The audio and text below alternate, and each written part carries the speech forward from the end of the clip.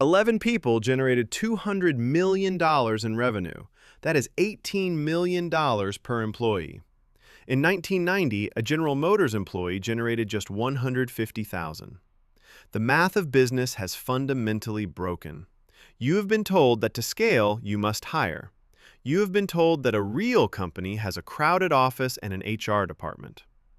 But while the world is debating remote work, a quiet minority is doing something infinitely more dangerous. They are building the one-person unicorn.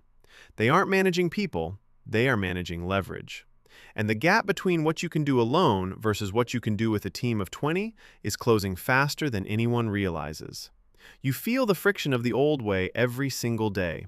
Think about your last week. How much time did you spend actually doing high-value work? And how much time did you spend in meetings about meetings?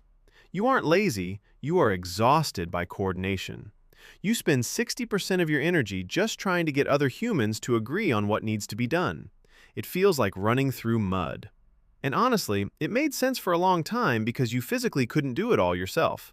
But that limitation just evaporated. Here is the new reality nobody is talking about. The most dangerous competitor in 2024 isn't the corporation with 500 employees. It is the single individual with 500 AI agents. They don't have a payroll. They don't have office politics. They don't have communication drift. They just have output. We are witnessing the death of headcount as a vanity metric, and we are seeing the rise of the efficiency paradox, where adding people actually subtracts value. This happens because of a hidden force that kills speed. I call this the coordination tax, and you are paying it every time you open Slack. Every new person you add to a team creates a geometric increase in communication lines. 2 people have 1 connection. 5 people have 10 connections. 50 people have 1,225 connections. That is chaos. That is why big companies move slowly. They are drowning in their own communication web.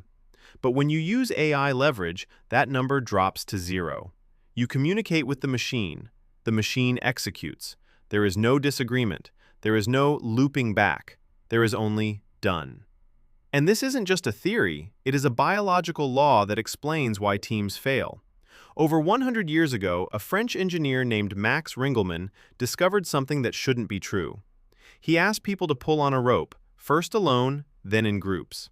Common sense says a group of 8 should pull 8 times as hard as one person, but that didn't happen. When people pulled together, their individual effort dropped significantly. It's called the Ringelmann effect, or social loafing. As a group grows, individual responsibility evaporates. In a team of 20, nobody feels responsible for the outcome. But in a team of 1, there is nowhere to hide. You own the failure. You own the success. And this total ownership combined with infinite leverage creates a level of speed that teams simply cannot match. A solo founder iterates 10 times a day. A traditional team iterates once a week. Over the course of a year, you aren't just faster, you are in a completely different universe of progress. So how do you actually build this? You stop building a department and start building a workflow. This is what the smartest operators call the synthetic department. Most people treat AI like a chatbot. They ask it a question and wait for an answer. That is thinking like an employee. You need to think like an architect. You don't need a marketing guy. You need a marketing system. Picture a dashboard where your copywriter, designer, and strategist are just specific agent workflows running in your sidebar. You provide the taste. You provide the direction. They provide the execution. Think about writing a launch sequence.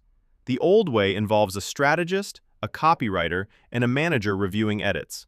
It takes 2 weeks and costs $5,000. The synthetic department way takes 45 minutes. You prompt the strategy. You run the generation.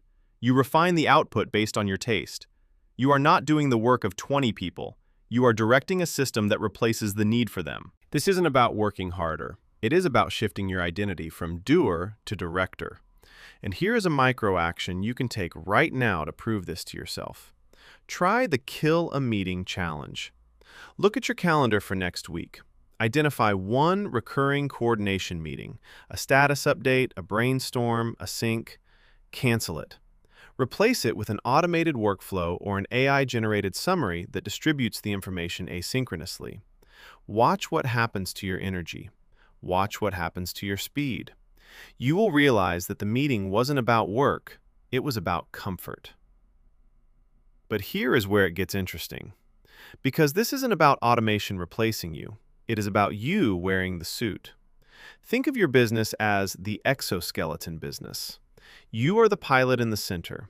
You provide the ethics, the empathy, and the vision. The AI is the suit. It provides the strength, the speed, and the durability. The suit without the pilot is useless. It's just a pile of metal standing still. But the pilot without the suit is frail. This creates a fundamentally new type of economic entity. You aren't a freelancer. You aren't a CEO. You are a centaur, half human, half system. The people who are terrified of AI are trying to compete with the suit. The people who are winning are the ones climbing inside it. We are redefining the very word company. It used to mean a group of people. Now it means a system of output. The Industrial Revolution concentrated power in factories, making the individual small. The AI revolution distributes power back to the individual, making you infinite. You don't need permission to build a unicorn anymore. You don't need venture capital to validate your idea.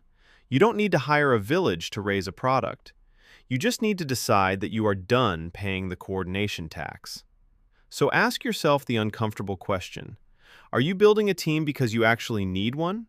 Or are you building a team because you are scared to be powerful enough to do it alone? The tools are sitting right in front of you. The leverage is free. The only thing standing between you and the work of 20 people is your willingness to direct it. Hit subscribe if you want to stay ahead of the curve. And share your thoughts below. Are you building a team or are you building leverage? I want to hear from you.